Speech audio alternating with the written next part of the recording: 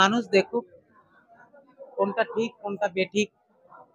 মমতা বন্দ্যোপাধ্যায় প্রথম বছর না, অনেক বছর ধরে এই অনুদান দিচ্ছে। ভারতবর্ষের মধ্যে প্রথম মুখ্যমন্ত্রী যে ধর্মের ভিত্তিতে রাজনীতি করে না। পুজোগুলো কমিটির পাশে দাঁড়ানো উচিত বলে মনে করেছেন। গত বছর 75,000 টাকা দিয়েছে। এবারে পুজো কমিটিগুলি দ্রব্যমূল্য বৃদ্ধির সাথে সাথে খরচা বৃদ্ধি হয়েছে, প্রায় 1,10,000 টাকা করে অনুদান দিচ্ছে। তিনি প্রথম দিনও বলেনি তার ছবি রাখতে হবে, আজকেও বলেনি। কারণ আমরা বিশ্বাসী না, আমরা মানুষের সেবায় বিশ্বাসী, পুজো কমিটিগুলোর পাশে দাঁড়ানোয় বিশ্বাসী। বাংলার সরকার জনদরদি, মানব দরদি, প্রত্যেকটা ধর্মের জন্য যার হৃদয় কাঁদে, প্রত্যেকটা বাংলার রাস্তাঘাট ড্রেন উন্নয়নের জন্য যার চিন্তা ভাবনা, সেই মানবদরদি মুখ্যমন্ত্রী মানুষের স্বার্থে কাজ করে, নিজের স্বার্থে না। তাই পুজো নিয়ে কোনো বিতর্কে যাব না। যারা ধর্মের সুড়সুড়ি দেয়, যারা সনাতন ধর্মে বিশ্বাসী, সেই পুজো উপলক্ষে অনুদান দেবে আর জীবন্ত মনীষী হিসেবে কোনো কারোর ছবি দিতে হবে, এটা হাস্যকর ছাড়া কোনো ব্যাপার নেই। ছবি দিয়ে মানুষের মনে ঢোকা যায় না, কাজের দ্বারা মানুষের মনে প্রকাশ করা যায়।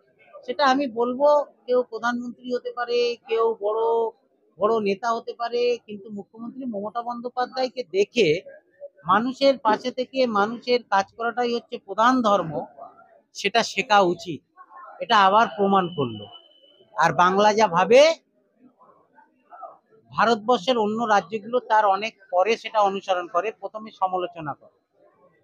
মতো বলি, সর্বশেষ আমাদের নেত্রী, আমাদের মমতা ব্যানার্জি, আমাদের মুখ্যমন্ত্রী, তাকে অনেক অনেক শুভেচ্ছা। দুয়ারে সরকারের মতন প্রকল্প তো অনেক রকম প্রকল্প মাধ্যম, কোনোটা রূপশ্রী, কোনোটা মানে কন্যাশ্রী, কোনোটা গতি দ্বারা বিভিন্ন মানুষের বিভিন্ন মানে আয় রোজগারের মাধ্যম তুলে ধরা প্রকল্পের মাধ্যমে। সঙ্গে হচ্ছে প্রত্যেকটা মহিলাদের একটা সম্মানিত করে আমাদের পশ্চিমবঙ্গে মহিলাদের লক্ষ্মীর ভাণ্ডার প্রকল্প চালু করা। এত কিছু প্রকল্প, সর্বমোট 61খানা প্রকল্প আমাদের পশ্চিমবঙ্গ সরকারের দ্বারা চালিত হয়ে থাকে, যেগুলো দুয়ারে সরকারের মাধ্যমে অনুষ্ঠিত হতো।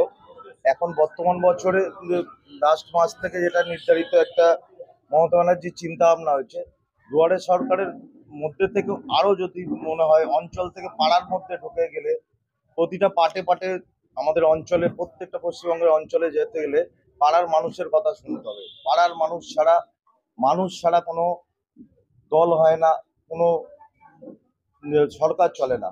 তো প্রত্যেকটা মানুষের কথা শোনার জন্য মমতা ব্যানার্জির চিন্তাধারা যে পাড়ায় পাড়ায় সমাধান। আজকে এই পাড়ায় পাড়ায় সমাধানের বিভিন্ন ক্ষেত্র ধরে আজকে আমাদের ডায়ার নিউ টাউন বিধানসভা, আমরা 4 নম্বর ওয়ার্ডের মানে বাসিন্দা। আজকে পাড়ায় পাড়ায় সমাধানে যেখানে যেখানে মানুষের অভিযোগ আছে, আজকে আপনারা দেখুন, ঘুরে দেখুন, প্রত্যেকটা মানুষের অভিযোগ মানে লিখিত পরিতভাবে হচ্ছে, যাতে সমাধান করা